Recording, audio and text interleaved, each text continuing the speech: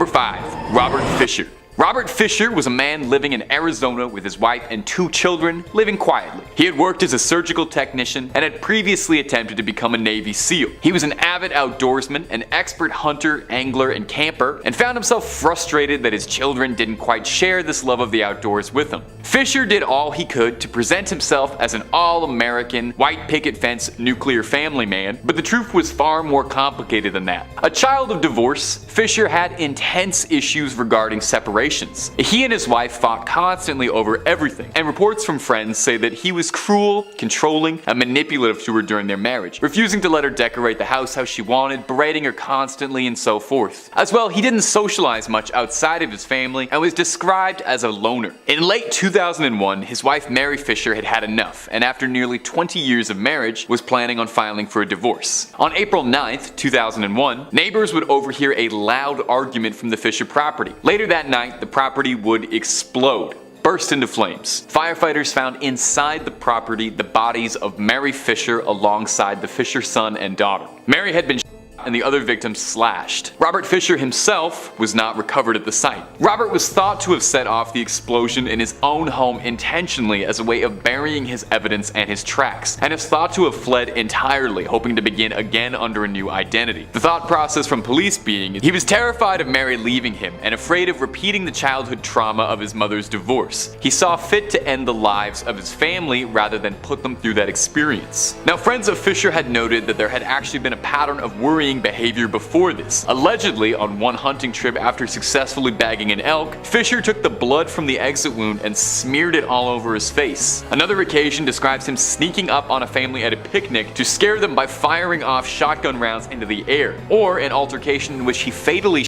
a neighborhood dog for attacking his dog, although the police had suspected there was foul play. Fisher was never found, and police aren't even sure if he's still alive. One detective working the case said, "Maybe this is all we'll ever get. Maybe this is the best we've got, knowing he did it and never finding him again." And my ghouls and goblins, if it's scary stuff you're looking for, Top 5 Scary's gotta be one of the top 5 best places to watch scary videos. Ghosts, cryptids, real crimes, aliens, we got it all. Take a look through the cursed archives and see where it takes you. Now let's keep going. Number 4. Richard Lynn Baer. Richard Lynn Baer is an interesting exception on this list, as he's the only one of these fugitives who actually was caught. Now, the problem with this is that he was not caught for very long. Didn't really take, as he escaped from jail shortly after being apprehended. Richard was wanted for the death of Sherry Hart, a divorcee and young mother who was waiting for a date on January 15th, 1984. Her date had stood her up, and she changed her evening plans to go out and have fun with high school friends Jeffrey Burgess and one Richard Lynn Baer. However, the evening would take an extremely dark turn when Baer would make an advance at Sherry Hart. She rebuked him, and infuriated and incensed, Richard bashed her with the butt of a handgun and ordered that Burgess drive them about an hour and a half away into the woods. Lynn Baer then dumped Sherry out of the vehicle in the woods, leaving her bleeding heavily. Burgess had told police he'd acted under the threat of his life, as Baer had told him he would see to it that Burgess died if he said anything about what had happened that night. However, Burgess was more than willing to cooperate with the police, leading them to finding Hart's remains and arresting both Baer and Burgess for the crime. However, Burgess would escape days before being tried from the small-town county jail, where he fled, adding him to the FBI's most wanted list for his crimes and unlawful flight to avoid persecution. As of this recording, the trail had gone completely cold, and Lynn Baer was never found again and is still wanted.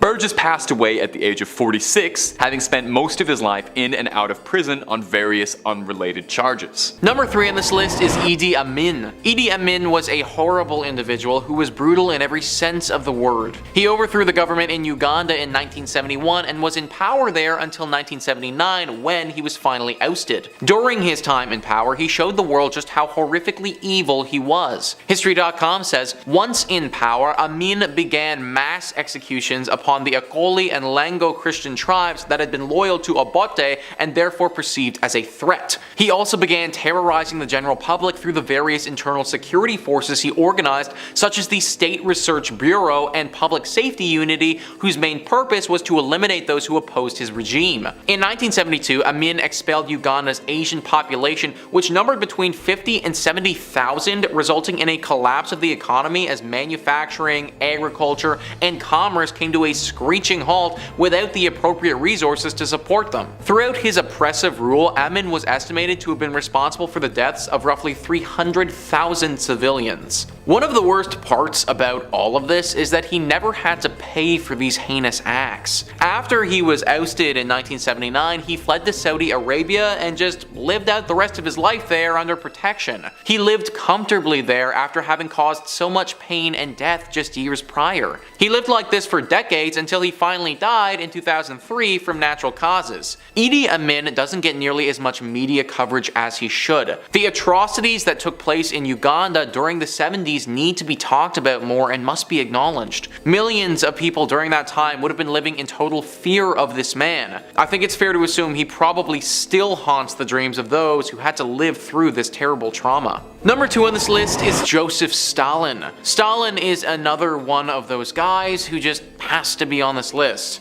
His name is synonymous with evil and hatred and death. Next Luxury says, much like Hitler, Joseph Stalin was loved by his supporters and hated by everyone else. The dictator governed the Soviet Union from 1922 until his death in 1953. His communist identity was influenced by Marxism-Leninism, resulting in his own idea known as Stalinism. Throughout his rule, millions died, particularly during the famine of 1932 and 1933, thanks to his disruption of the economy. Stalin was also responsible for the Great Purge, where a further 1 million were imprisoned and around 700,000 executed. To this day, Stalin supporters revere him as a champion of the working class, looking past the ethnic cleansing and mass executions that happened during his time in power. Stalin's horrifying exploits are often overlooked because just a little further down the line, you do have the whole Adolf Hitler thing. Stalin was right up there though as being just as brutal. The way he treated the Ukrainian people was absolutely horrific. He starved them for the sake of starving them. We cannot have another one of these individuals in our world ever again. We barely made it out the first time that we had one. And finally, number 1 on this list is Adolf Hitler. I mean, you knew that he had to be here, guys. I feel like it would be wrong, honestly, to not include him on this list. Adolf Hitler is pretty much the unanimous selection when it comes to the most evil individual to ever walk the face of the earth. No single person inflicted as much terror on the world like Hitler did. Next Luxury says, the German dictator was responsible for the deaths of over 6 million Jews and other minorities during the Holocaust. This alone puts him at the top of the most evil people in history. The leader of the Nazi Party, Adolf Hitler, was evil to his core. The Fuhrer of Nazi Germany quickly rose to power during the 1930s. He led with a combination of fear and anti-Semitism policies that resonated with Germans after the loss of World War I. Once in total control, Hitler initiated World War II, where he invaded Poland. For 6 years, he and his armies ravaged Europe, with Adolf Hitler indirectly responsible for the deaths of over 50 million people. He was an evil person who died like a coward after killing himself in his bunker on April 30th, 1945. There was just so much evil that filled this man. I cannot imagine how it must have been inside his brain. There must have been so much noise and anger flooding in his thoughts all the time. He's most famous for hating the Jews, but there were also tons of other minorities that Hitler detested. Ultimately, this one man caused so much pain in so many lives. He haunted people's nightmares when he was alive, and he's continued to do so even after his death. As a human race, all we can do is pray that no one this evil ever gets put on the planet again. Number 5. Grigory Rasputin. Grigory Rasputin, the Mad Monk of Russia, was a mystical healer who wandered Russia in the early 20th century. Now, I could do a plot summary of what Rasputin got up to, but honestly, Boney M did a better job than I ever will, so just Alt-tab out of this video real quick, listen to that song, come on back. Okay. Did you? Well, if you didn't, the quick rundown is that the Black Monk genuinely believed himself to be a holy healer with otherworldly powers, and was appointed a lofty position by Tsarina Alexandra to heal the young prince of his hemophilia. He was rumored to be part of a secret order called Klisti, connected with all sorts of scandalous practices. Now, no official connection was ever made to Rasputin and the sect. Rumors of the man still persisted. He carried an infamous reputation around the country, with stories of his wild debauchery and black magic, stories of wild powers. Did he really have otherworldly powers? Given his infamous nigh immortality, I am a bit inclined to agree with him. The man simply could not be put down without serious effort. There was a plot to have him enticed by a courtesan and castrated until he caught wind of it. In 1914, he was in the chest by a beggar and shrugged it off like it was nothing. Now, of course, the most famous story of Rasputin was his assassination at the hands of the Tsar's cousin and a handful of noblemen. As the famous legend goes, he was poisoned, bludgeoned, and drowned, and still that wasn't enough until he passed later in the day. Was Rasputin just Russia's toughest customer, built different? Or did he have some sort of mystical help from another world? We may never know. And are we having fun with the channel, my little freaks and creeps? Stay subscribed for more scary content every single day. Number 4. Vlad the Impaler. You know, with a title like Vlad the Impaler, it's safe to assume that the guy was probably up to no good, demon or no demon. Perhaps you've heard the legend that Vlad Tepes was the inspiration for Count Dracula, which should tell you even more if you want to judge of this guy's moral character. Vlad was a prince of Wallachia, an area that's now known as modern Romania. Vlad grew up in a very dark period of Wallachian history, coming up while the Ottoman Empire was setting its sights on just about everything good in Eastern Europe. Vlad was made king of Wallachia, but first he was deposed and exiled after an assassination plot on his brother and father. He would reclaim the throne in 1458 and quickly began a campaign of bloodlust to show the world he was not someone you should be messing with. One of his most infamous acts, and where the dubious title comes from, was after fending off an Ottoman invasion, he impaled 20,000 soldiers and left them as a grim forest of the damned. And some legends say he would eat dinner in front of this. Downright demonic behavior. There's some debate as to whether or not he really is the inspiration for Dracula, although of note is that beside his infamous sobriquet Vlad the Impaler, he went by the nickname Vlad Dracul, owning from his father's position in the Order of the Dragon, which translated to Dracul. There are also stories of Vlad washing his hands with the blood of his enemies, which I'm gonna be honest, that kind of sounds like something Dracula would do. It's worth noting too, no one really knows what happened to Vlad's body. We know that he was slain in battle, and that he was eventually put down after years of carnage, but his body or grave has never been found. Perhaps it's because it's still walking, or flapping. Whatever a bat does. Number 3 on this list is Pol Pot. Wikipedia writes, Pol Pot was a Cambodian revolutionary and politician who governed Cambodia as Prime Minister of Democratic Kampuchea between 1976 and 1979. Ideologically a Marxist-Leninist and a Khmer nationalist, he was a leading member of Cambodia's communist movement, the Khmer Rouge, from 1963 until 1997, and served as the General Secretary of the Communist Party of Kampuchea from 1963 to 1981. Under his administration, Cambodia was converted into a one-party communist state and went through the events of the Cambodian genocide. The Cambodian genocide is something that we don't learn about enough in history class. This genocide claimed the lives of at least 1.5 million Cambodian civilians from 1975 to 1979. 1.5 million is already a ridiculously large number, but it should also be noted that in 1975, this would have accounted for roughly a quarter of the entire country. Pol Pot and the party that he led during this time wanted to turn Cambodia into an agrarian socialist republic. At the time, Mao Zedong was in charge of China, and Pol Pot went to him for advice on how to make this a reality. To do this, he emptied out cities and forced people into labor camps where they were either executed or simply worked to death.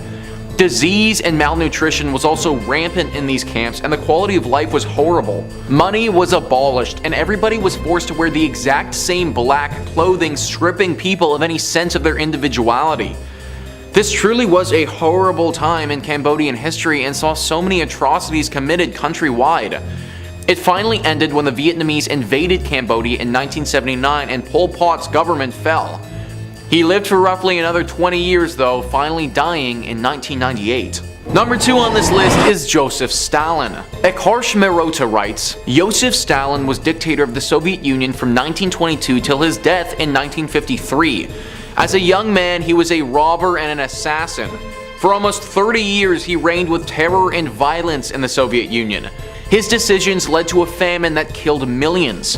Forget enemies, he even killed families of people who were fond of him. Under his rule, more than 1.5 million German women were assaulted, and in all, he easily killed over 20 million people. He once said, "One death is a tragedy, a million deaths is simply a statistic." Ironically, he was nominated for a Nobel Peace Prize in 1945 and 1948, and he died of a stroke in 1953. That famine that I just mentioned frankly does not get talked about nearly enough. Wikipedia writes, the Holodomor, also known as the Terror Famine or the Great Famine, was a famine in Soviet Ukraine from 1932 to 1933 that killed millions of Ukrainians. It was a large part of the wider Soviet famine of 1932-1933. The term Holodomor emphasizes the famine's man-made and allegedly intentional aspects such as rejection of outside aid, confiscation of all household foodstuffs, and restriction of population movement. As part of the wider Soviet famine of 1932-1933, which affected the major grain-producing areas of the country, millions of inhabitants of Ukraine, the majority of whom were ethnic Ukrainians, died of starvation in a peacetime catastrophe unprecedented in the history of Ukraine. Since 2006, this has been recognized by Ukrainians and 15 other countries as a genocide of the Ukrainian people carried out by the Soviet government. This was a famine that could have been prevented or dealt with, but just wasn't. It was actually intentional. There are reports of survivors who said that soldiers would come to their homes and specifically destroy any food that they had there for no reason. Stalin truly was void of emotion, and it's sad that a man like this actually existed. And finally, number 1 on this list is Hitler. I feel like this one should really be a no-brainer, guys. Adolf Hitler had so much hatred inside of him and was the architect of such overwhelming death that he has to be at the top of the list. Hitler was born in 1889 in Austria. He never had a great relationship with his family and fought often with his father. When he was younger, Hitler wanted to become an artist and would try and make a living by painting watercolors. Living off of being an artist is hard no matter how you try and do it, but it didn't help that public opinion of Hitler's work wasn't the best. Things changed for him though when World War I rolled around. He fought in this war from 1916 to 1918 and was actually awarded several medals for his service during this time. Experts say that World War I was a stark turning point for Hitler in his life, and this started him down the path that would later ruin so many lives. The Holocaust Encyclopedia writes, Adolf Hitler was the undisputed leader of the National Socialist German Workers' Party since 1921. In 1923, he was arrested and imprisoned for trying to overthrow the German government. His trial brought him fame and followers. He used the subsequent jail time to dictate his political ideas in a book, Mein Kampf. Hitler's ideological goals included territorial expansion, consolidation of a racially pure state, and elimination of the European Jews and other perceived enemies of Germany. These goals were thankfully never achieved, but Hitler certainly did try.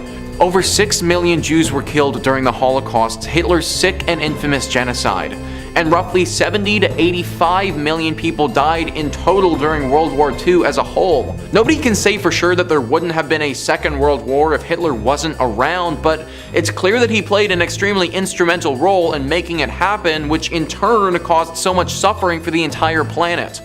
A sick and evil man at his core, and somebody that the world could have used without. Number 5 on this list is Edward Edwards. Edward Edwards, for those who don't know, was an American serial killer who did most of his killing from 1977 to 1996. He has 5 confirmed kills to his name, however he's suspected of several additional murders that were never solved. Edward always had an affinity to crime.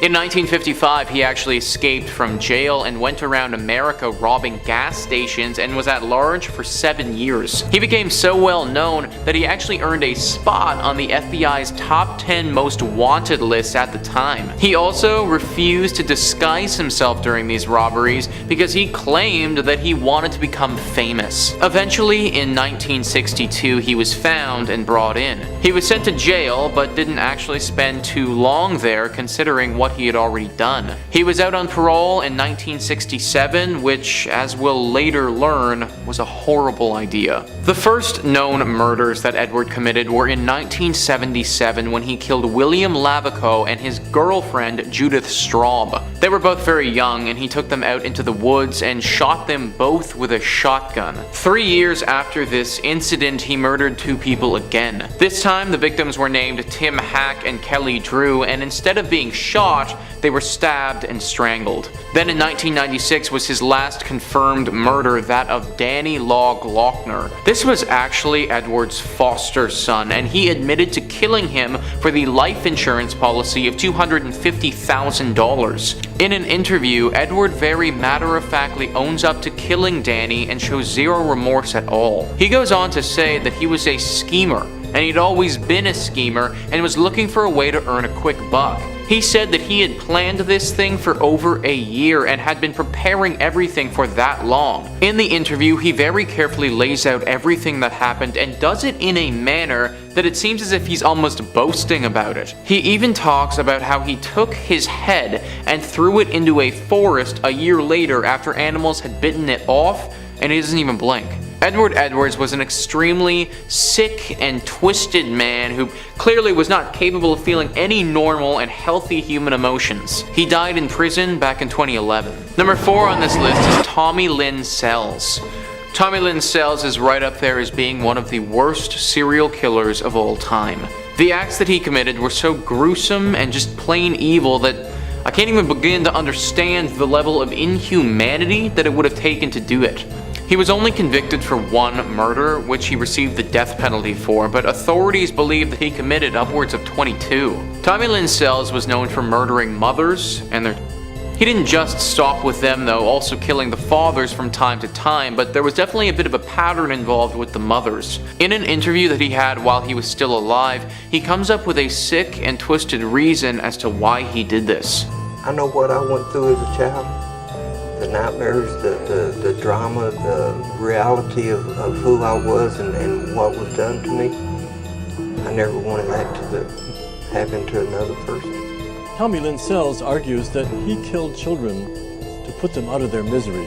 I don't even know if there are adjectives in the English language to describe how messed up that is. Tommy Lynn Sells was eventually executed on April 3rd, 2014. Number 3. Bradford Bishop. Until I can prove that he's dead, I'm going to assume he's still alive. That's the words of Montgomery County Sheriff Raymond Knight, speaking on our next entry, Bradford Bishop. This notorious criminal has been on the FBI's most wanted list for years, and has managed to elude capture this entire time. In fact, he was taken off of the FBI's most wanted list in late 2018 to accommodate more serious fugitives, and FBI had some reason to believe he might not even still be alive. Bradford Bishop was an unusual case, as he was a fairly promising career man with no stains on his record. He was working as a counterintelligence official, a former army serviceman, and he worked as a diplomat. Life seemed to be going fairly well for Mr. Bishop, who fathered 3 children with his wife Annette, where they lived in Bethesda, Maryland. On March 1st, 1976, Bradford was passed over for a promotion at work that he was due for. He left the office a little bit early, telling his secretary he wasn't feeling well that day. He would then drive to his bank, he withdrew a large amount of money, and he went to fill up gas in his car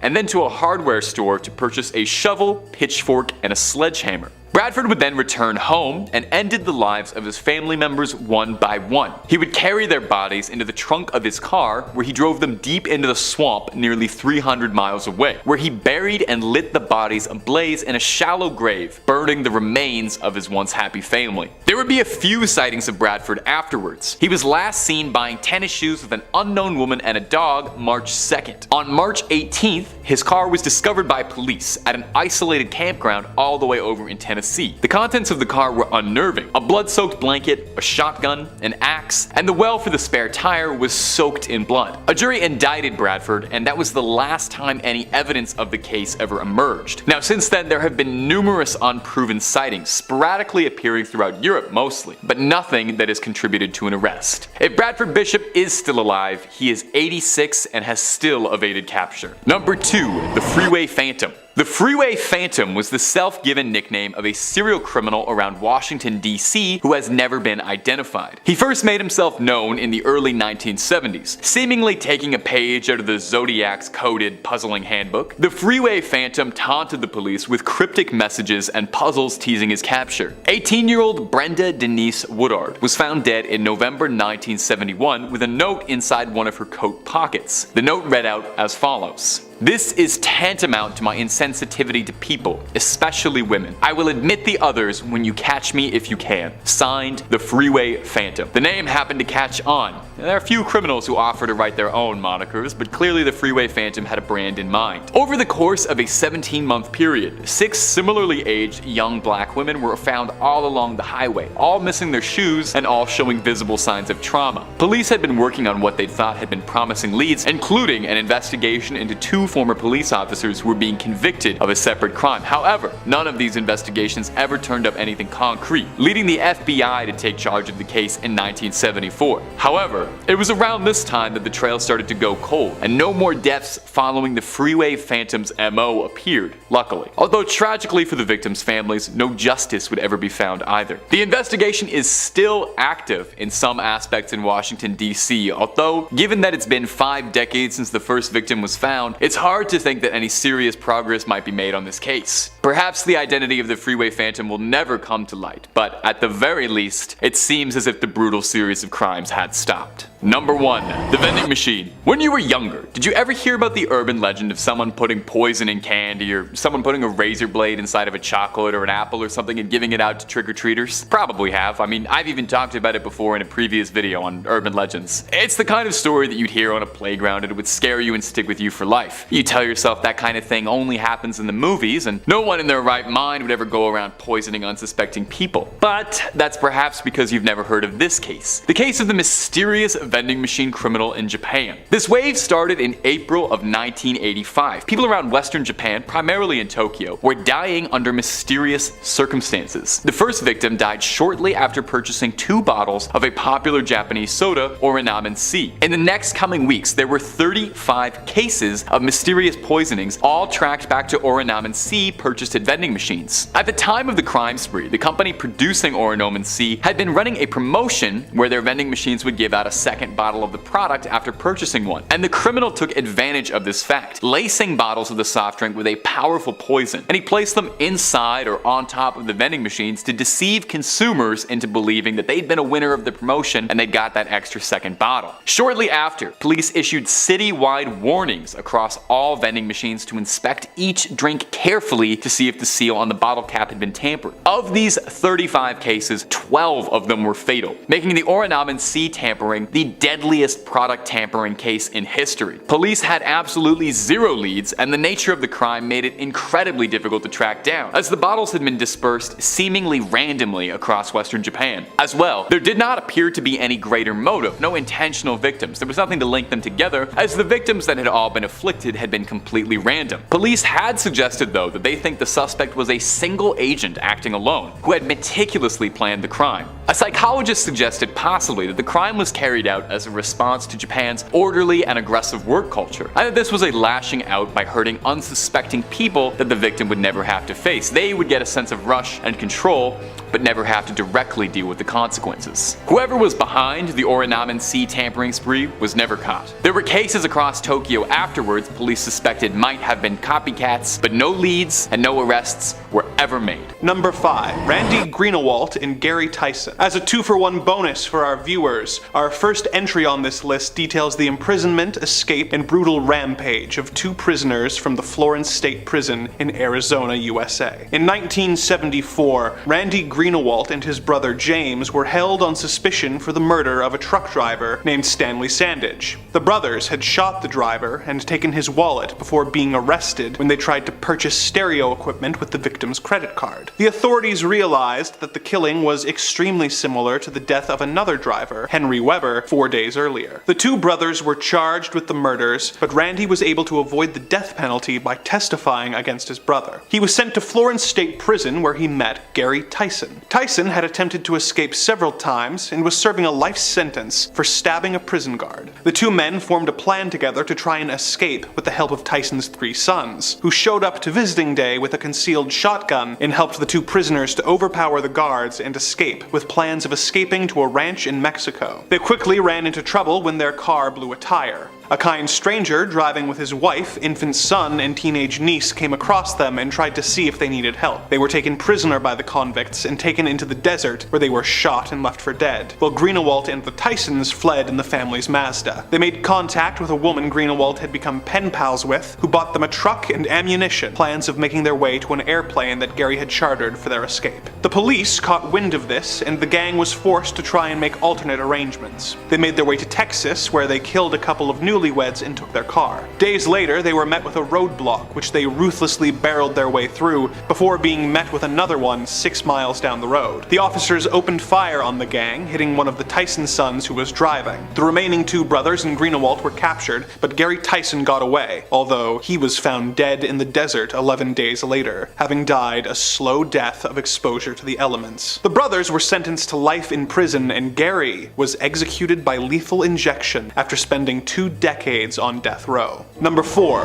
Lyda Southard, the Black Widow. While not all marriages end well, and some can accurately be described as unmitigated disasters, few have ended as poorly as the various marriages of Lyda Southard. But, for all her faults, no one can say she didn't take the vow of till death do us part seriously. Lyda married her first husband, Robert Dooley, in the year 1912. For a while, it seemed a good match, with Dooley's brother Edward joining them on their ranch in Twin Falls, Idaho, and the couple having a daughter named Lorraine 2 years later. When she was a year old, Lorraine suddenly died, having apparently drunk tainted water from a dirty well. Tragedy struck again later that year, when Edward died of food poisoning. 2 months after that, Robert died of typhoid fever, and Lyda was left the only surviving family member. Fortunately for her, she had taken out life insurance policies on each of her family members, and had over $4,500 to try and start over after this tragedy. She soon married William G. McCaffell, becoming the stepmother to his 3-year-old daughter. When his daughter fell ill and died, the couple decided to move to Montana together, but within a year, William died of influenza, leaving poor Lyda a widow once again. Bad luck seemed to follow her wherever she went, with her next husbands, Harlan C. Lewis and Edward F. Meyer, both dying of sudden illnesses within 4 months of marrying Lyda. A relative of her first husband started to notice the pattern and had his family's corpses exhumed and examined, proving that all had died of arsenic poisoning. The other bodies showed the same results when tested, and Lyda was arrested before she had a chance to murder her 5th husband, Paul Southard, for the insurance money. She was sentenced to 10 years to life in the old Idaho State Penitentiary, where she remained as a model prisoner for the next 10 years. The guards eventually stopped watching her as closely as they should have, and in 1931 she managed to remove a bar from her prison window and use her bedsheets to construct a rope in order to escape. She remained at large for over a year until she was found in Topeka, Kansas, married to her 6th husband, Harry Whitlock.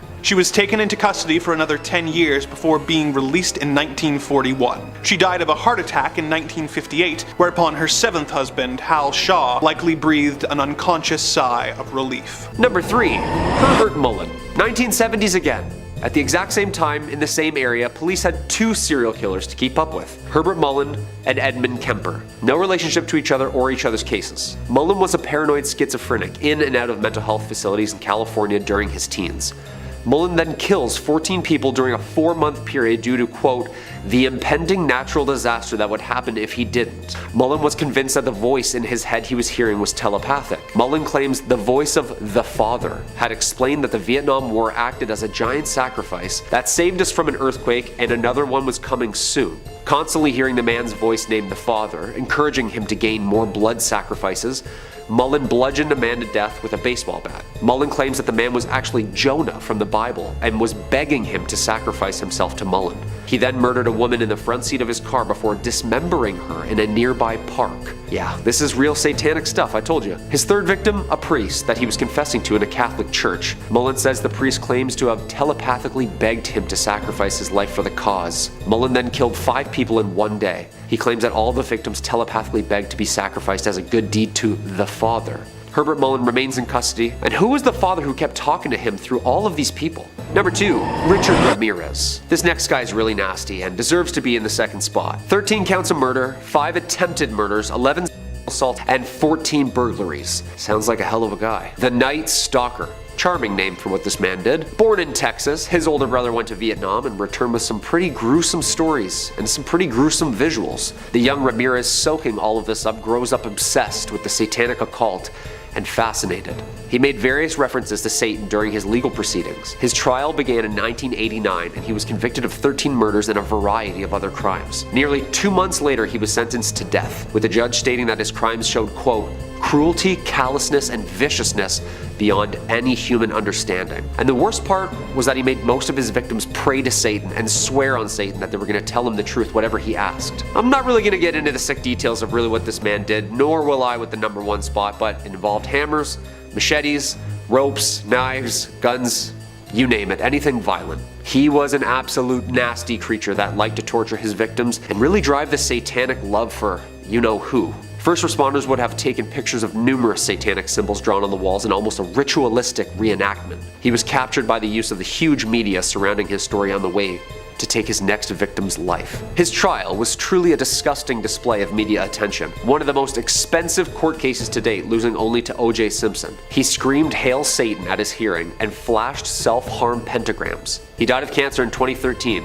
This guy must have signed some sort of book for you-know-who. Coming in at number 1, Charles Manson. Okay, so most of us are all familiar with this man and his famous case amongst American pop culture. Ramirez was said to have been a copycat of this man, and I can see why with all the satanicness. California in the late 1960s. A criminal, musician, and a victim of LSD studies, Charles Manson would go on to start and lead the Manson family cult. A small religious group with unclear motives but lost souls and a ton of drugs, and a father to now a family. In summer 1969, some of the cult members committed murders in LA. Apparently Manson had ordered his followers to kill the people who had lived at the address he had given them for their initiation. The murder of actress Sharon Tate and 4 others in her home on August 8th and 9th, including the La Biancas the next day. Another 2 victims. 4 members of the family committed the murders under Manson's instructions and satanic offering. Manson apparently heard voices that there was going to be a race war brought on by religious disputes, and that these killings were an offering to who exactly? The famous helter-skelter message, incoherent scribbles, blood all over the walls. They were then to hide underground in, quote, the bottomless pit under Death Valley, which Manson knew the location of, but instead were caught on the run days later. Manson was sentenced to life in prison under the pretense that he was the one who targeted, planned, and brainwashed his, quote, piggies into committing. While in prison, Charles was diagnosed with schizophrenia and paranoid delusion disorders, seeing visions and hearing voices for more than half of his life. He died in prison in 2017. Yeah, I've seen what Tarantino did with his latest movie, and it's definitely a subtle PG-13 fiction version of what actually went down on that night. What do you guys think? Do you think Charles saw the devil? I think he actually was the devil. Number 5, Frank Matthews. Our first spot is notorious criminal kingpin Frank Matthews, a legendary crime lord operating out of New York in the 1960s, who also had some pretty cool classic mafia names like Pee-wee and Black Caesar. Built himself a criminal empire that Los Polos Hermanos would have been jealous of. Starting out small, working in racketeering and illegal gambling ops in Philly in the 1960s, he had his sights set on much bigger things, working his way up, collecting numbers, making contacts, until he could start selling product for some serious money. By the early 1970s, he was already trading millions of dollars for illegal narcotics, importing his stuff from Latin America and distributing it throughout the states. Pee-wee had his hands and pockets across the country, with his criminal web spanning across 21 states at its peak. Naturally, if you're moving that much stuff around the country with that many people involved in your operation, eventually somebody's gonna get wise. And that's exactly what happened. Boys in Blue tapped Frankie's phone communications and put out a federal bulletin for his arrest. By December 1972, Frank and his girlfriend were arrested at McCarran International in Vegas. Okay, so he got caught. This kind of breaks the list a little bit, but hear me out a little bit here. Because after spending a paltry couple months in jail, Frankie made bail and quickly got out of Dodge to literally never be seen again. Now, there is some discrepancy discrepancy as to what happened. The FBI suspects that he was taken care of by a major New York crime family for fears he may turn witness. But they did also post a bounty, a $200,000 bounty for finding him, so they suspected he might still be out there. No trace of him was ever found, no body ever discovered, and his story went cold. Is he sleeping with the fishes, or did he return to pull strings from the shadows? Or maybe he pulled a Saul Goodman and started managing a Cinnabon in Omaha, living life on the lam. Man, that's 2 Breaking Bad references in one point. I gotta spread them out a little bit more. We got lots more than awkwardly wedging in Breaking Bad references on Top 5 Scary. We've got the best horror content on the web at least twice a day, every day, so hit subscribe and stay spooked. Number 4, the Pickler. You know, at first glance, this is not a particularly threatening nickname. It kind of sounds like the absolute lamest Z-tier excuse for a Batman villain that you'd throw in as a warm-up before, you know, fighting the actual cool villain of that issue. Well, names can often be so deceiving because there really is not a lot that's funny about the Pickler once you understand why they called him that. He's maybe one of the most bizarre and macabre criminals I've ever read about. The Hungarian Bela Kiss lived in a small village near Budapest in the early 20th century. He lived with an elderly maid, but otherwise kept to himself, didn't have a tight circle of friends, but he did enjoy frequent female company. I mean, of course, with a name like Bela Kiss, makes sense. I gotta stop trying to make this guy sound cute because I'm gonna regret it in like 1 second. In 1914, during the height of the First World War, Bela left to fight with his country. Now, wartime sometimes necessitates borrowing resources wherever you can, and the Hungarian army was short on gas. On Bela's isolated property were dozens upon dozens of oil barrels all conspicuously laid out in his yard. Someone alerted the soldiers and they went to go borrow a cup or two, and were shocked to discover that upon cracking open the barrels were the bodies of several women floating in alcohol in a depraved attempt to preserve the corpses. Hence where the foul nickname the Pickler came from. See, it's not nearly as funny once you know why they call him that. 20 barrels,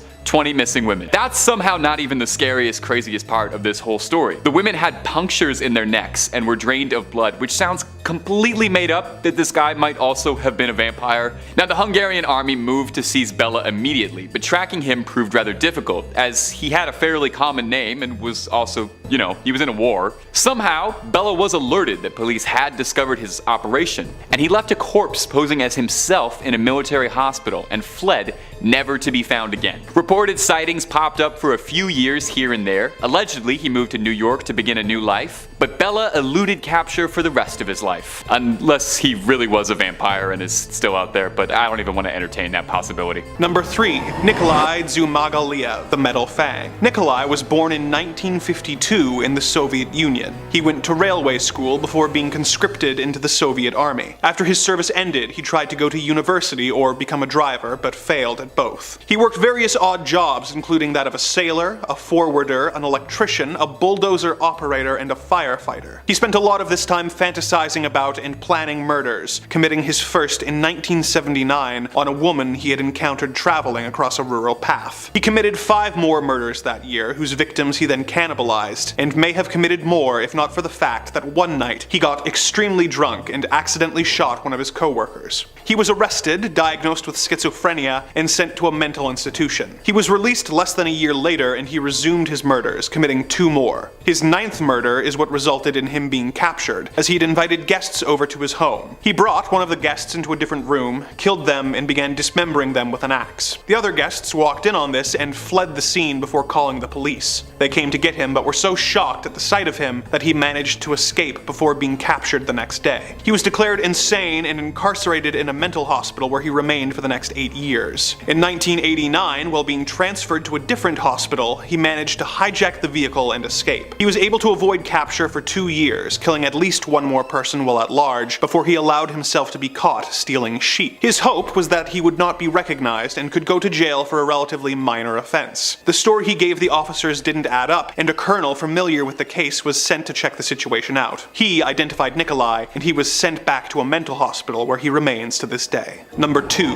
Ted Bundy. The most well-known of the monsters on this list, Ted Bundy was a cold-hearted murderer who would feign injury in order to get close to women and then attack them into unconsciousness, in order to take them to a secondary location where he would take advantage of them before strangling them to death. He would often return to the bodies of the victims, where he would subject the corpses to further indignities before decomposition made this impossible. He later confessed to 30 murders, but the authorities believe his real body count is likely extremely larger. In one of the first examples of computers being used to investigate serial killer crimes, authorities compiled all the information they had based on witness statements to come up with likely suspects, and the computer produced a list of 26 names, one of them Bundy's. At the same time, detectives made a list manually of their 100 best suspects. When Bundy's name appeared on both lists, he became their #1 suspect, but word came out that he had already been arrested. A highway patrol officer had seen Bundy cruising a residential area and fleeing upon seeing the police car. When searched, they found a crowbar, handcuffs, a ski mask, rope, and an ice pick, among other suspicious items in Bundy's car. He was soon linked to and found guilty in a kidnapping case until the authorities gathered more evidence to charge him with the murders. In Utah State Prison, he attempted an escape and was placed in solitary confinement for several weeks before being transferred to Garfield County Jail. He was then taken to the Pitkin County Courthouse, where he chose to act as his own attorney. This allowed him to avoid having to wear handcuffs and shackles, and during a court recess he was allowed into the court library to research his case, where he snuck away from his guards and fled through the library window. He made his way to an Aspen hunting cabin, which he broke into and stole food and a rifle from. He became lost in the mountains and eventually found his way back to Aspen, where he stole a car but was soon apprehended by authorities. He was sent back to prison, where he acquired a hacksaw blade and spent 6 months sawing a hole in the bars in his window. He squeezed through the gap and into the crawl space, which led to the chief jailer's apartment, where he stole clothes and walked right out the front door. During the 2 months of freedom following his second escape, Bundy managed to kill 2 sorority girls and 1 12-year-old girl before eventually being arrested for driving a stolen car near the Alabama state line and being sent back to prison, where he remained until his eventual execution. Number 1. Earl Nelson. When Earl Nelson was 2 years old, his parents died and he was sent to live with his grandmother and her 2 younger children. Even from his young childhood days, he exhibited self-loathing and morbid behavior, being expelled from his primary school as a 7-year-old. He got even worse after being hit by a streetcar and being knocked out for almost a week. Upon awakening, he began to suffer from intense headaches and memory loss, and his behavior became more and more erratic. He was in and out of prison as a young adult for relatively minor charges such as trespassing and larceny. He eventually ended up in Los Angeles County Jail, where he remained for 5 months before escaping and joining the Navy. He was committed to the Napa State Mental Hospital by a Navy psychologist who described him as living in a constitutional psychotic state. The doctors at the institution described him as suffering from hallucinations and paranoid delusions, but they deemed him relatively harmless. In his time at the hospital, he managed to escape 3 times, causing the staff to nickname him Houdini and eventually stopped searching for him. He was sent back to the hospital after trying to assault a minor, but escaped 2 more times before eventually being discharged in 1925. The next year, he began his string of murders. He would travel the country pretending to be a harmless traveling Christian, looking for women with rooms to rent. He would then be invited into the women's homes, whereupon he would assault and murder them by strangling them,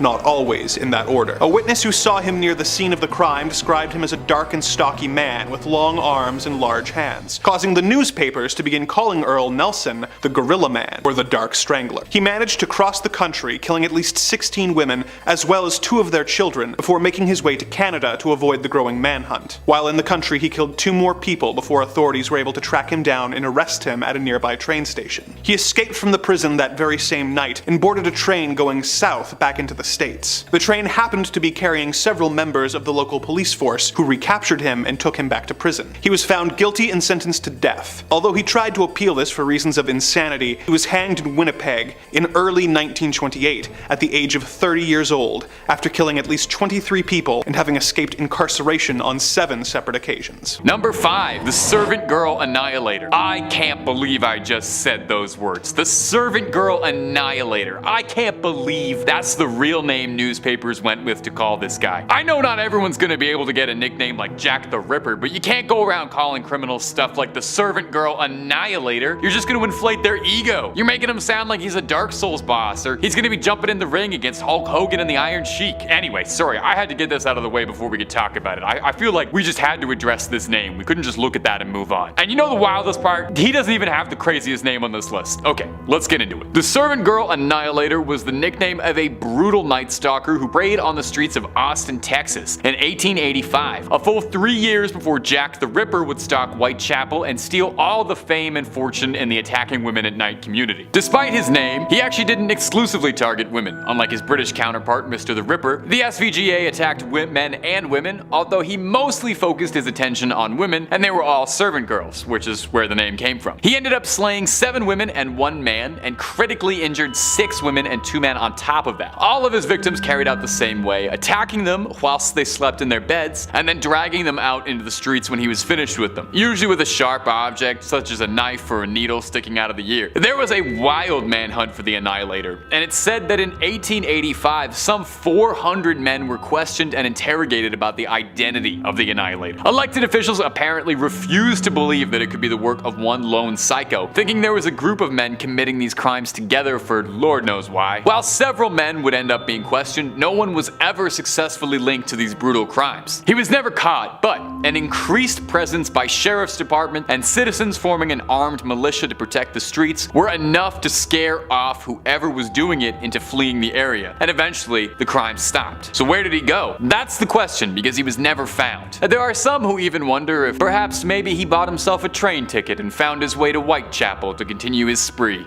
And my friends, if you're looking for more true crime stories, more rumors, whispers, conspiracies, cryptids, aliens, video games, movies, and whatever else we got, Top 5 Scary has it all. Number 4, Bible John. Everyone on this list has a weird nickname. Everybody. I'm gonna tell you that right now. I'm just gonna spoil that for you. Coming up next on this list is going to be Bible John, who's got a name that is deceptively unassuming. Bible John was an infamous executioner who preyed on women in Glasgow in the late 60s. All of his victims he met at a popular nightclub, the Barrel and Ballroom. He operated for a few years and is confirmed to be connected to at least 3 cases and maybe more. He was subject to one of Scotland's most extensive manhunts. He was the first time a composite sketch in the country was ever used as the front page of the newspaper. All because there were so few details about the case or just who he was. What few tidbits of trivia and information we have on Bible John, his crimes, his motives, and his modus operandus come from one of the victim's sisters, who very briefly shared a taxi with Bible John and her sister on the night of her death. Her very brief witness, it was only a 20-minute trip, was all the information they had to provide investigators to form a psychological profile of him, aiding in the investigation. Now, the name Bible John would stem from his practice of obsessively quoting the Bible and ranting and raving about adultery to his victims before, well, you know. The statement we have with Gene Puttock states that in the short period of time they spent together, he was making nigh constant and frequent references to specific Bible passages and really hammering home how much he hated adulterous women. He preyed on brunette women who all looked fairly similar and found them all at the same nightclub, charming them and then attacking them. Their bodies would later be found naked in the streets with signs of strangulation. The only witness, one Gene Puttock, passed away in 2010 with no more leads and the case having been on ice for nearly 50 years. It's very unlikely Bible John will ever be found anytime soon if he's still out there. Number 3,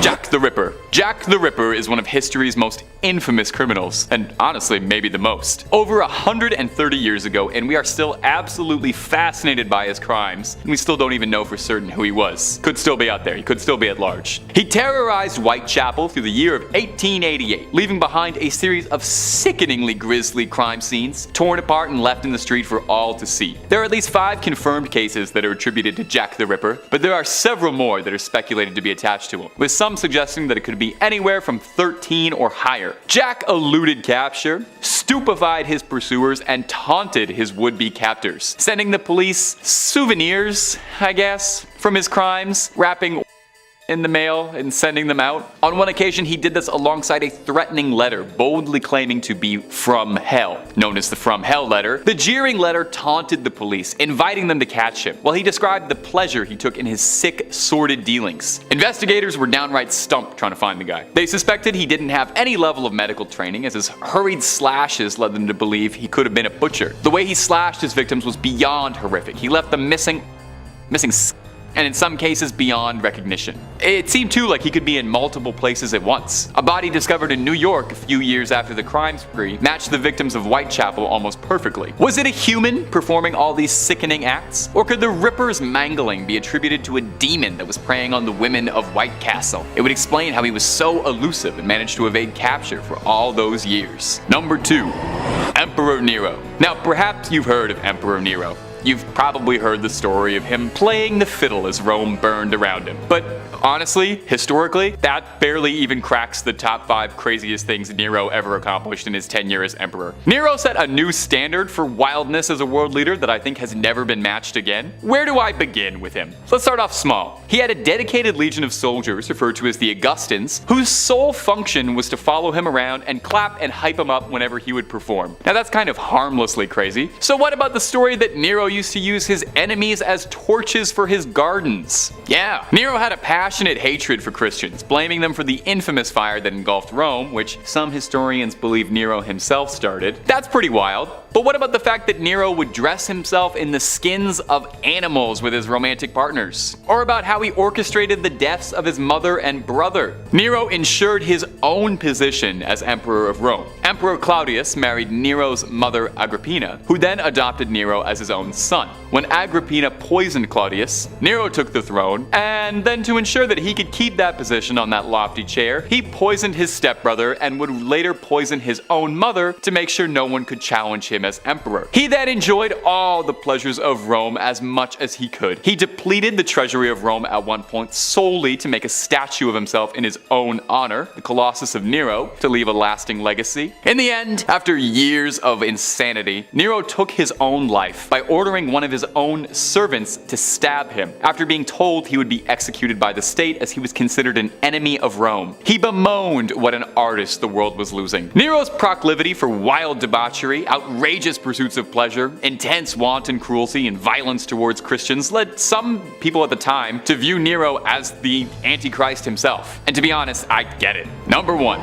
Manson. Charles Manson. The most infamous cult leader in history. And he might very well be one of the most famous criminals of all time. Charles Manson had a hypnotic level of control over his devout followers, leading them to a dark crime spree that would claim the lives of 35 people. Now, Manson himself never raised a blade to anyone that we know of, but rather used his domineering charisma to orchestrate the slayings down to the littlest details. He had a grim vision of an apocalypse where he believed there was going to be a race war and that his family needed to prepare for this. And part of these preparations was bumping off key celebrities he had a list of. Manson had dominion over his followers, giving them sacrament every day when in reality he was just giving them illegal substances to keep them impressionable. He banned glasses, calendars, watches, clocks, and anything that would ground them to the real world and made them more malleable to his will. Now, Manson and his family are host to a number of conspiracy theories. There's a very popular one saying that Manson himself is a product of the CIA's MK Ultra brainwashing program, and this is why he was so effective at controlling other people, and that the whole Manson family cult was a CIA op to destabilize the hippie movement. But another very prevailing theory is that the Manson family were Satanists, and they were part of a nationwide cabal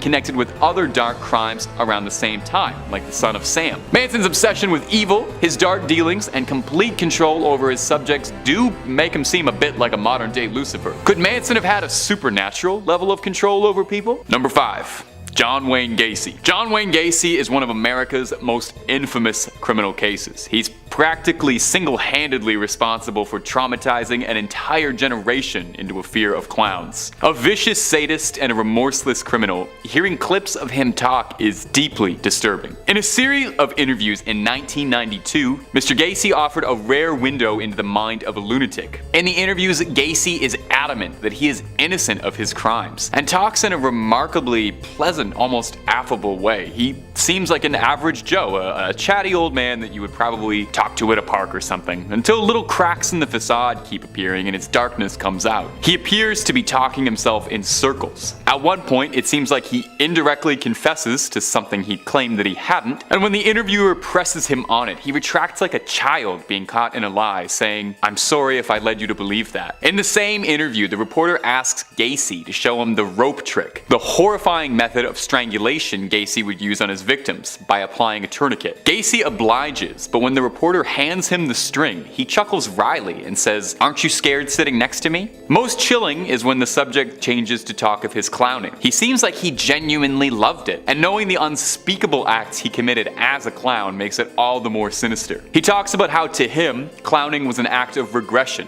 It allowed him to explore his inner child within. Deeply, deeply unsettling. Perhaps most upsetting, though, is hearing Gacy talk about his anger towards his victim's family, saying they're overreacting. And you realize everything about the persona you've seen in the interviews is all just an act, just more makeup. My ghouls and goblins, if you're enjoying what we do on the channel and you want to hear more true crime stories, then subscribe to Top 5 Scary. We've got stuff coming every day. Number 4.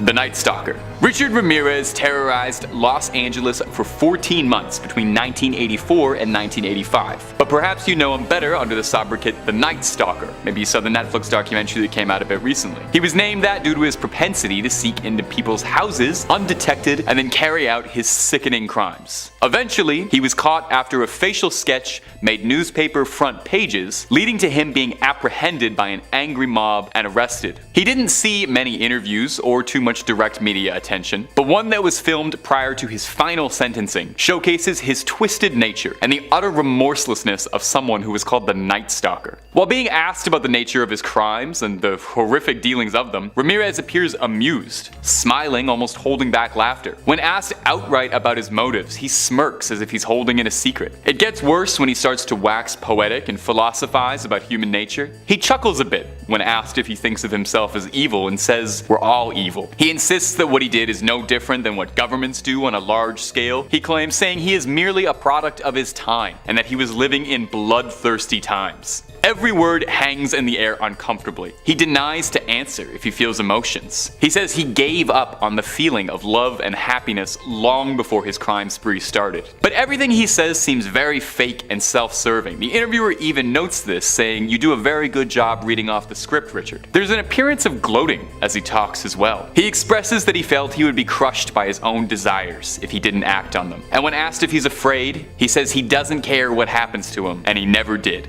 Truly sombering. Number 3, the Doodler. Next up on this list is the Doodler. Like everybody else, don't let the goofy name fool you into thinking there is anything silly or funny about this guy. Now, this bizarre nickname would come about from his habit of drawing pictures of his victims before he would attack them. And I guess the drawer or the sketcher or the artist didn't quite roll off the tongue the same way that the Doodler did, and that's the name they went with. The exact body count of the Doodler is unknown, but police believe that it could be anywhere from 6 to 14 victims total in San Francisco, stretching from 1974 to 1975. Several men disappeared from the city's gay community and more were injured. And part of what made him so hard to identify is that despite the city's historically very liberal and accepting view of the LGBTQ+ community, at the time the larger mainstream whole community hadn't quite got there yet. And so several of the men who would end up surviving an attack were too worried about outing themselves to want to cooperate with the police, leading to very few victims cooperating with the police,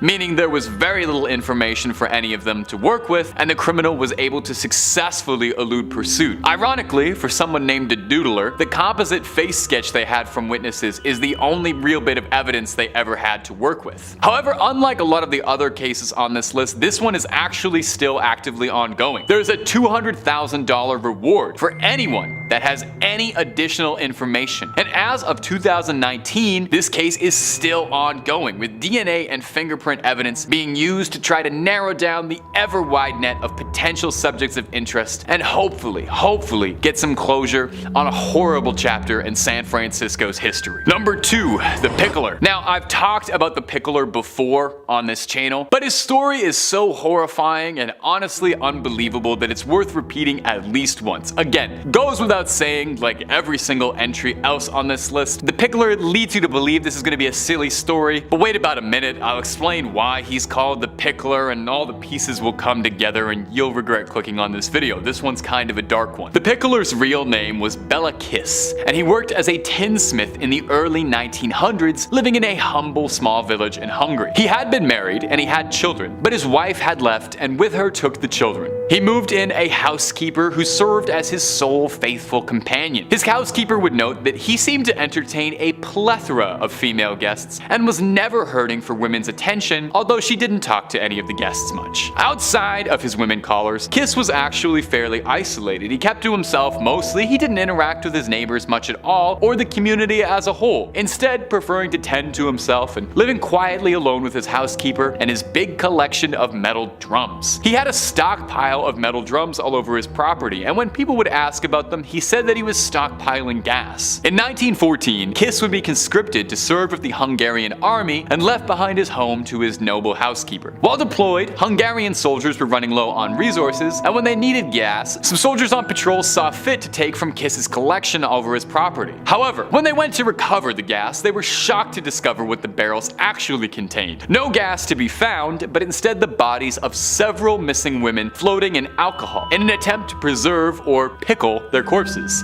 See what I mean? Not pleasant even remotely. There were 20 barrels in total, and inside each one was another missing woman. But perhaps most alarmingly of all of this is that they appeared to have been drained of their bodily fluids with punctures in the neck, which sounds made up. As if this guy wasn't scary enough, there's also the very real possibility that he might have been a vampire. Now, upon this discovery, the Hungarian army immediately moved to try and locate and apprehend Bela Kiss, but discovered that that would prove quite difficult, since he had both a very common Hungarian name at the time, and he was also deployed in the middle of the largest conflict the world had ever seen at the time, and was just one more face in a green uniform. Somehow, Kiss learned that he was being pursued and faked his death by leaving behind a corpse in a hospital that had his ID. Kiss fled and was never seen in Europe again. A few scattered sightings would report him throughout New York, but he was never found and eluded capture for the remainder of his days. It's unlikely he's still out there, but you never know. And finally, number 1, the Zodiac. If we're talking about evil people who've managed to elude capture, it might feel a little obvious to put the Zodiac as number 1, you know? But he's also one of the most infamous, strangest, and scariest criminal stories in American history, so it's never a bad story. Well, it is. It's a terrible story, but it's a very interesting one to hear. The Zodiac terrorized California throughout the late 60s and early 70s, personally claiming responsibility for 37 victims. He stole headlines and media attention for years, as the state was fascinated and terrified by what he would do next, and if he would ever be caught. His exploits have been the subject of a few films and TV, most famously David Fincher's Zodiac, starring Jake Gyllenhaal and Robert Downey Jr., dramatizing the investigation trying to find him unsuccessfully. Although he himself insisted that he left a trail of 37 bodies, the police were only ever able to connect 5 different deaths to the Zodiac. People would be attacked by a lone gunman, with nothing seemingly connecting the cases. Motive, modus, everything was unclear. The case would become legendary when he sent his infamous letters to 3 separate newspapers, containing details that only the real assailant could have possibly known about the crimes, inviting and challenging police to a game to catch him. He sent out a postcard boldly displaying "My name is," and then a blank spot with an invitation to solve one of his puzzles. If you saw the new 2022 Batman movie, Paul Dano's Riddler is directly inspired off the Zodiac, all of his methodology, taunting people, leaving weird riddles at his crime scenes, that sort of stuff. His letters were threatening, taunting, and incomprehensible. The code he wrote in would stump detectives for years, to this day, with only one of his ciphers ever being solved, and it not being nearly enough to connect any dots. The riddle that was solved spelled out a confession of sorts, but it mostly served as the Zodiac gloating about the nature of his crimes and saying that he did it solely because he thought it was fun and that it was the most thrilling, fun thing a man could do, described it as being better than hunting games or getting your rocks off. He didn't mention whether or not it was better than writing riddles and codes though. Now at the time, obviously they looked into just about everyone they could, and there were several prominent suspects and people of interest, but nothing concrete and final. The rest of his riddles were never solved, and as far as we know, he was never caught. However, in 2018, a private team of investigators was absolutely determined to close the case once and for all, and put an end to one of California's most infamous mysteries. They had identified an 80-year-old Gary Francis Post, who had passed away. He resembled the composite sketches of the Zodiac, and forensic evidence had actually made some compelling arguments that could tie it to being him, but the FBI have denied this claim, and say that they still consider the case open. Will it ever be closed within our lifetime? We may never know, but the one thing that's certain is that we are not going to stop trying until we get some answers. You want my theory? Personally, I think Jack the Ripper is the Zodiac. I think that would be the ultimate plot twist to the end of all of this. Number 5 on this list is Mao Zedong.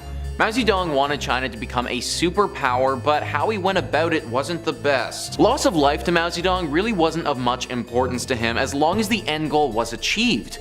The BBC writes, Mao and other communist leaders set out to reshape Chinese society.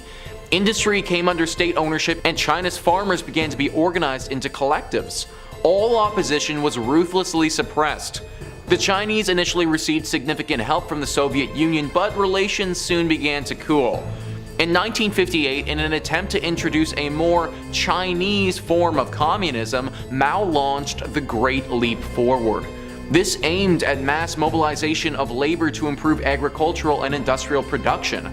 The result instead was a massive decline in agricultural output, which together with poor harvests led to famine and the death of millions. The policy was abandoned and Mao's position weakened. In an attempt to reassert his authority, Mao launched the Cultural Revolution in 1966, aiming to purge the country of impure elements and revive the revolutionary spirit. 1.5 million people died and much of the country's cultural heritage was destroyed.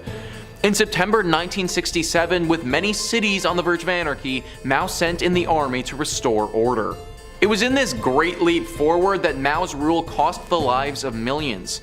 He wanted to change China into an industrialized nation and implemented tons of unproven agricultural methods. This dropped the food output significantly and led to the Great Chinese Famine.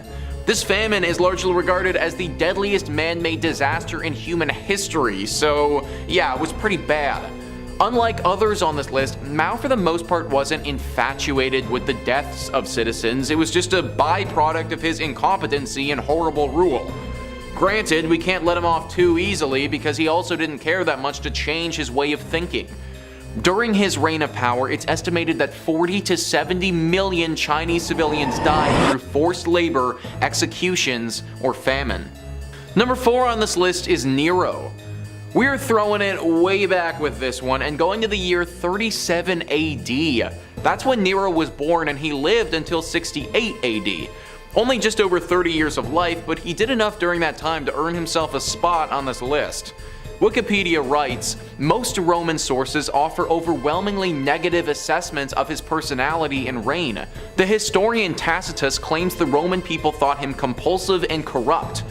Suetonius tells that many Romans believed that the Great Fire of Rome was instigated by Nero to clear land for his planned Golden House. Tacitus claims that Nero seized Christians as scapegoats for the fire and had them burned alive, seemingly motivated not by public justice but by personal cruelty.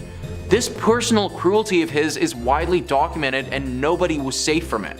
One would think that your own mother would be on the do not kill list, but apparently not for Nero. To rid himself of any potential outside influences, he had his own mother murdered. He's said to have stabbed, burned, boiled, impaled people for his own personal pleasure. Couple this with the fact that he's said to have burned down entire cities while people are still inside of them, and you get a horrible tyrannical dictator who I'm sad to report actually did exist. Number 3, D.B. Cooper. Now our next entry, I would hesitate to call him as evil as the rest of some of these crooks, you know? Sure, he hijacked a plane, sure he held the entire plane hostage, and sure he stole $200,000 from the government, but that doesn't mean he's a bad guy. D.B. Cooper's case is one of contemporary crime legends, as all that I just described sounds like he would be FBI public enemy number 1, right? Like they'd be working around the clock to bust this guy, they'd have him within the week. He slipped through authorities' fingers, and to date, D.B. Cooper was never caught. We don't know if that was even his real name or just an epithet he was using for the plane. We don't know anything really too concrete about him. Depending on what your definition of success is, D.B. Cooper could possibly be considered one of the most successful criminals of all time. To get into the nitty-gritty of the details, on November 24th, 1971, a man using the possible alias Dan Cooper boarded a flight to Seattle, and almost as soon as it took off, he passed a note to a flight attendant indicating that he had a with him, and that he demanded that when the plane landed, he trade the passengers on the flight for $200,000 and 2 parachutes. As a smart man, he didn't want to waste any of that money on parachutes. The note said that if anything funny happened, he would blow the plane up. They complied out of fear, and upon landing, he was given the money by local authorities. Cooper then seized the plane one more time, holding the flight crew hostage with plans to fly to Mexico City. But midway through the flight, Cooper pulled a little point break and jumped out of the plane with all the money with him. And that would be the last last time anyone would have ever seen DB Cooper. The FBI chased him for years to no avail. Nothing was ever found, no body ever recovered, no suspect ever caught out of a laundry list of people of interest. Some of the bills were recovered, but that's the only piece of evidence. Now, my absolute favorite theory about DB Cooper, and it's kinda out there, is that he's legendary cinema director Tommy Wiseau, and that this is where his fortune came from, as the man is shrouded in mystery regarding where his seemingly limitless supply of money comes from and his mysterious origins. Is it completely ridiculous and has no basis in reality? Yes, but it's also hilarious. Now, as for any more likely suspects for Cooper, there were a couple of Special Forces veterans who lined up with physical descriptions who could have been capable of committing the heist, but no concrete charges were ever made, and to date, no trace was ever found. Number 2, the Zodiac. Possibly one of the most infamous cases in American history, the Zodiac was a notorious criminal, famed in equal measures for his slayings and for his chilling obsession and interaction with the police trying to track him. He was made a household name after a Hollywood flick starring Jake Gyllenhaal and Robert Downey Jr. depicting the efforts trying to find him. The Zodiac is known to be responsible for 5 different deaths terrorizing California in the late 60s and early 70s, although he himself claims responsibility for 37 victims. The Zodiac case became legend when he sent his now infamous letters to 3 separate newspapers, providing details only he could have known about the crimes, and challenging the police to a sick game of sorts, sending them incomprehensible ciphers and riddles that supposedly contain clues to his identity and the crimes within. Only one of his ciphers was ever solved, and the rest remain a mystery. The Riddler from the new Batman movie is a direct inspiration from the Zodiac's sinister dealings. For 5 years, the Zodiac would taunt his pursuers with riddles and codes, sending horrifying cards, taunts, a letter boldly displaying "My name is blank," and then a cipher below it teasing their inability to find him. A postcard with his symbol written in blood, amongst others. Part of what makes the Zodiac such a fascinating and truly horrifying case is how much he seems like a movie bad guy come to life. The planning makes him out to be some sort of sinister criminal mastermind, and it's hard to disagree with that proclamation when he's completely eluded any form of capture for the better part of 50 years. There were several possible suspects as to who the Zodiac could have been, but nothing conclusive. To date, people are still trying to find the answer, hoping something new might come up to put that nightmare to rest. And number 1, Jack the Ripper. If you want to talk about evil that's got some staying power, it's hard to top Whitechapel's most infamous resident ever. 134 years avoiding capture, which means he could still be out there. The 18th century Night Stalker has held an almost supernatural-like grip over public interest since we first ever heard about the case surrounding the brutal 5 slayings we know about, who knows how many more. Preying on women and using the cover of the night, Jack eluded, stupefied, and taunted the streets of London, leaving a disgusting trail of blood and gore in his wake, leaving victims looking like the aftermath of a butcher's. He seemed to take a sickening glee in his violent delights, mocking his would-be pursuers, sending the police threatening letters and even organs from his crimes. Jack is an almost modern mythical boogeyman, appearing across hundreds upon hundreds of works of fiction, TV shows, movies, video games, you name it. Assassin's Creed even tried to say he was part of the Order. That's a little out there. There are some folk who offer that Jack the Ripper is the progenitor to all true crime fascination, which honestly kinda makes sense. As much as he terrified Londoners at the time, the media was obsessed with him, with the original media buzz surrounding him, paralleling how we talk about most brutal crimes these days. You can bet your bottom pounds that if Jack was terrorizing London today, there'd be podcasters talking about him in between sponsored ads for MeUndies. Jack's crimes shocked Londoners, as the vicious and public nature of the slayings were not exactly commonplace. So surely, in 130 years, someone had to have some idea as to who Mr. the Ripper was, right? Well, with a case as famous as this, obviously there are some options. A quick glance at Jack's Wikipedia page suggests a possible 31 different suspects over the years who've all been attributed to it, and those are just the ones who made the page. It's worth noting that we are still looking, we are still trying to find him, put this case to rest, because everyone wants to be the one to say they unmasked the Ripper. Coming in at number 5, Michael Taylor. It's 1974, Yorkshire, England. Michael Taylor, age 31, father of 5 and husband to Christine Taylor. Michael was a well-mannered and caring father and husband. Michael, like anyone, became depressed from a back injury, left him short on work and seeming a little odd and off. After seeking religious advice and a one-on-one session at a local church, Michael started having outbursts and acting aggressively. Puzzled, he sought one-on-one sessions which turned ugly.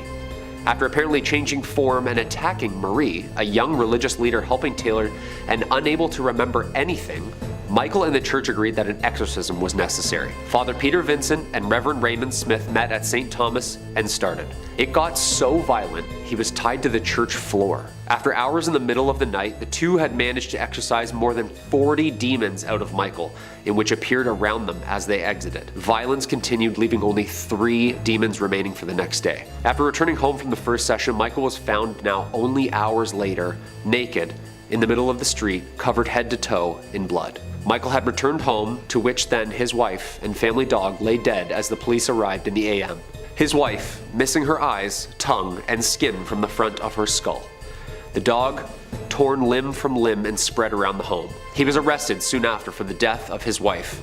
Michael had this to say about his late wife in court, quote, "I am released. I am released. It is done.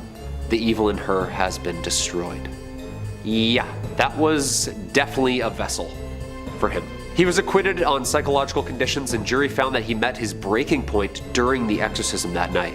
He was acquitted on insanity and remained in and out of facilities until he passed in 2013. Number 4, David Berkowitz.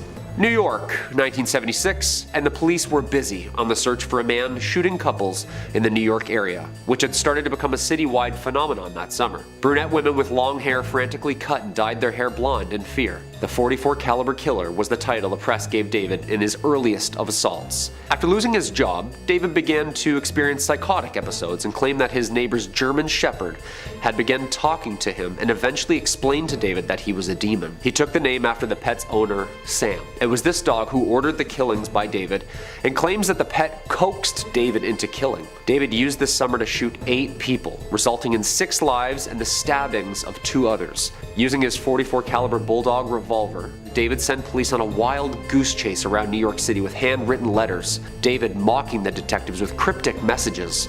Some of them explain who Sam is, and some of them explain what Sam does. Some mock police, saying that they are never going to find or stop him. David was finally arrested just hours before his next planned victim's visit. He applauded police in their ability to stop him, in the back seat of the car, laughing and cheering. Although David pleaded not guilty to insanity and pleaded guilty, expressing that he was coaxed by the demon and that it demanded him to kill for hell, he was sentenced to 6 consecutive life sentences with parole after 25 years. During the mid-90s, he amended his confession and claimed that he had been a member of a violent satanic cult that orchestrated the incidents as ritual murder and pleaded guilty to stabbing and attempting to murder others before the shootings had even begun. His letters are public and spine-chilling. Check them out. Real Riddler stuff. Quote, "I am the monster. I am Beelzebub. I am the chubby behemoth. Police, let me haunt you with this. I'll be back. I'll be back. Yours in murder, Mr. Monster." Okay, his violent spree led the legal system to create a new law called Son of Sam's Law, designed to create criminals from financially profiting from the publicity created by their crimes, which, at the time, he was basically a celebrity. He remains in prison to this day. Number 3 on this list is Bernard Giles. Bernard Giles is currently serving several life imprisonments for killing 5 between September and November of 1973. He was only 21 years old when he committed these crimes and had a wife and a child at the time. He would get in his vehicle and drive around on highways looking for young women who needed a lift. These hitchhikers would get into his car, and before they knew what was happening, Bernard would strike. In the clip that I'm about to show you, Bernard is far older. A lot of years have passed since he's been imprisoned, but here he tries to recount his first killings. That day that you went out, when you did kill for the first time, was that a morning when you woke up and you were with your wife and daughter and something hit you and you went, No. Today may be the day? Every day may be the day. Every day? Every day may be the day. So there are multiple things about that clip which makes it one of the most chilling to me. I think what really gets me though is how he talks about every day being the possible day. Literally at any point, without warning, these serial killers could snap and then go on a rampage. And they don't even remember who it was that they killed. At least we know that Bernard Giles will be spending the rest of his existence locked behind bars. Number 2 on this list is Ted Bundy. Ted Bundy was one of the most ruthless and prolific serial killers that we've ever known. He targeted young women in the 1970s and confessed to killing over 30 of them. How many women he actually killed is unknown, but the number is thought to be significantly higher than that.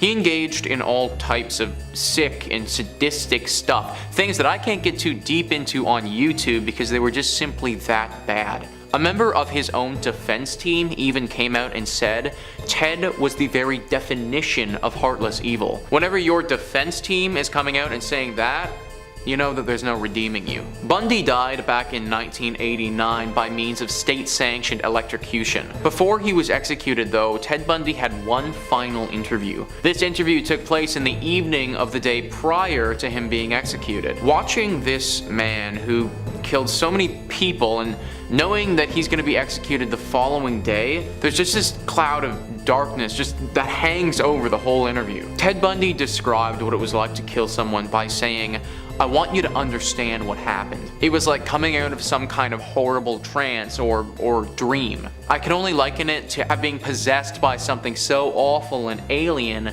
and then the next morning wake up from it, remember what happened, and realize that basically in the eyes of the law, and certainly in the eyes of God, you're responsible."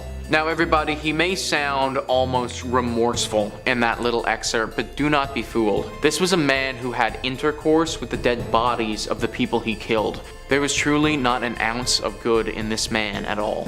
Number 1 on this list is Manuel Vela. The crimes committed by Manuel Vela actually happened not too long ago, which makes this whole story that much more scary. Manuel was a 28-year-old man who only a few years ago killed his girlfriend, who was 39 weeks pregnant with his child. Like guys, we are talking about just some of the most sick and twisted stuff ever. After he was finally apprehended, an interview took place. In that interview, he says that the only reason he was with his girlfriend all this time was to eventually kill her, and he had told her this time and time again. Why did you stay with her? Oh, to kill her. So that was your only purpose this whole time? Yes, kill her. And you made it pretty clear to her that that was your whole purpose as well? Yeah.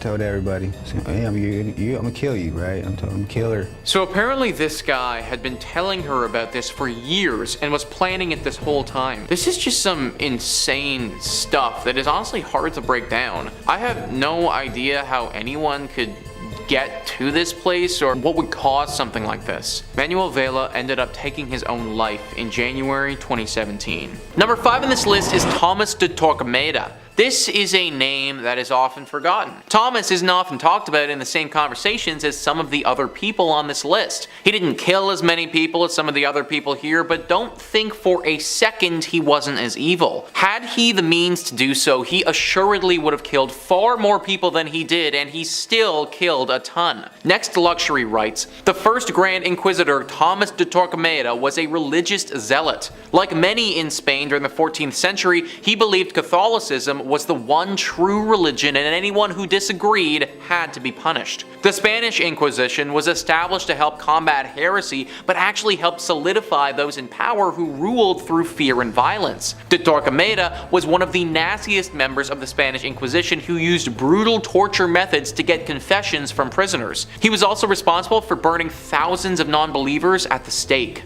It wasn't even enough for you to convert to Catholicism, this guy would still come after you even if you did. If he thought you converted because of fear or some other reason he deemed unfit, then he'd force you to wear certain garments and torture you. Heretics would get waterboarded and then often killed afterwards. He saw to the expulsion of over 40,000 Jews from Spain as well. He kicked them out, only allowing them to leave with what they could carry, having to abandon their homes and their livelihoods. On top of this, he killed thousands of people too. This guy was absolutely messed up and would do anything in his power to keep Catholicism alive in Spain. I guarantee that if you lived in Spain during the 1500s, then this guy would definitely have been haunting your dreams. Number 4 on this list is Osama bin Laden. I think we all know this name, and I wouldn't be shocked if some of you have already been haunted in your dreams by it. Next Luxury writes, unlike many of the other evil people on this list, Osama bin Laden wasn't responsible for the deaths of of millions. He was officially held accountable for the deaths of 2,977 people. What makes him such a detestable individual was that the murders came about as a result of the September 11th attacks. This remains the deadliest terrorist attack in human history. The legend of the terrorist organization Al-Qaeda, Osama bin Laden was behind the planning of the horrendous attack on American soil. It took 10 years for the American government to find him, finally discovering him hiding out in a compound in Pakistan. An assault on the home was undertaken and bin Laden was shot on site, ending one of the longest manhunts and bringing some closure to those impacted by the September 11th attacks. This is the biggest terrorist attack in history that we are talking about here, guys. One that shook America and the entire world when it happened. I would have been too young to remember it at the time, but most people you talk to can remember where they were and what they were doing when they heard the news that this happened. I can't imagine having that much hate inside yourself to want to do that to so many innocent people. But that was what Osama bin Laden had. He was filled with hate. He ruined the lives of so many people, and for that reason, he has to make this list. Number 3. Ted Bundy. Ted Bundy has fascinated people for years, due in large part to how well he was able to disguise himself and make himself appear normal. But underneath his carefully put together persona was one of the darkest, most truly vile criminals the United States had ever seen. Unlike most serial offenders, Bundy not only kept up appearances, but was well groomed, charming, charismatic, and had a very compelling way with words, able to manipulate people scarily efficiently. He came from a happy family, a good Christian household, and didn't seem to fit the usual bill for these sort of criminals. The last interview ever conducted with him highlights a lot of these traits. He appears very soft-spoken, speaking quietly and almost soothingly to the camera, doing his best to garner sympathy from the audience and the interviewer. He attempts to blame a lot of his violence, darkness, and misdeeds on an addiction to lewd content. When he's describing it, he almost sounds like a man trying to talk about kicking caffeine, saying, "Oh, I think I'd be a lot better without it." Not just for him, but for lots of other people. When he says that phrase, he pauses a bit and gives a dark, knowing look to the interviewer. He's even joking around a bit, playfully. He comes across as very intelligent, answering all of the questions thoughtfully, but everything about it just seems terrifying, especially knowing the grisly nature of the things he did. But it feels like you're listening to a mask talk. It helps you understand how he was able to commit so much of what he did the way you hear him talk. When asked directly if he thinks he deserves his punishment, he answers eloquently, saying he's afraid to die, but he feels that he deserves to be punished to the most extreme extent of the law, and that society will be better off without dangers like him. It is a frigid look into the mind of someone so twisted. Number 2. Dahmer. Jeffrey Dahmer is infamous. The name immediately evokes horrible emotions. Perhaps you've seen one of the many movies based on his twisted crimes, but the truth is always scarier. In 1994, Jeffrey Dahmer would give his last interview before his final sentencing, speaking to Stone Phillips, a former NBC anchor. The interview featured his father Lionel present, who Dahmer did not share a close relationship with. Now, the entire extended segment is harrowing. Dahmer is completely cold and calculating the entire time, speaking dryly with almost no emotion to anything he's saying. It's as fascinating as it is horrifying to hear him talk, to be honest. He remembers everything very clearly, and he describes it plainly, matter-of-fact, extremely sterilely. But there is a hint of remorse, almost regret over what he's done, but it is impossible to tell truly if it's genuine sincerity or if it's all just a carefully manipulated act to appear sympathetic. Perhaps the most disturbing insight into Dahmer's brain is when he tells the reporter that he found the violent acts of his crimes distasteful, and said that it was all just a means to an end of his ultimate goal, which was having complete physical domination over someone else. He describes his crimes as not something I enjoyed doing, and then proceeds to explain his sinister desire to create living zombies by putting acid in brains, leaving people docile and helpless. Dahmer was known as well to keep trophies of his victims, calling into question if any of these statements rang true. He reiterates that he just wanted someone to keep under his complete control, a slave to his will. And number 1. Charles Manson. Charles Manson may very well be the most notoriously well-known criminal in American history. He's definitely the most well-known cult leader. The cult leader led a string of violent attacks in 1969 to 1971 that would eventually culminate in his arrest and standing trial for his grievous crimes. Manson would spend the rest of his life in jail and occasionally entertained interviewers looking to shed light on the bizarre, grisly story. Manson was charismatic in his own way, persuasive, outrageous, and most most importantly commanding and controlling. But if you ever saw any of his interviews after his arrest, you'd be forgiven for not thinking that, since pretty much every time he opens his mouth, it's either to share his bleak, nihilistic worldview, or raving in a way that is just completely incomprehensible and is the gibbering of a madman. As soon as this one interview starts, he boasts that he doesn't feel guilty since he hasn't done anything he's ashamed of, and then pausing for a second and clarifying, "I'm ashamed of not doing enough." From there, he then starts speaking complete gibberish, and then elaborating a bit on some of the conditions that made him this way. He talks about growing up without parents, which left him feeling like he was in a different dimension, saying that it's hard for him to think about things clearly, saying he hardly remembers breakfast. Watching Manson talk is a fascinating study. He almost seems fictional, a larger-than-life personality ripped out of a comic book film, but he's real. And the real darkness behind his eyes is a harrowing reminder of what can lie inside someone. Most of the interviews with Manson are like this. Ravings, rantings, a stream of vile hatred and aggression, and a peek into the minds of one of the most twisted men to ever live.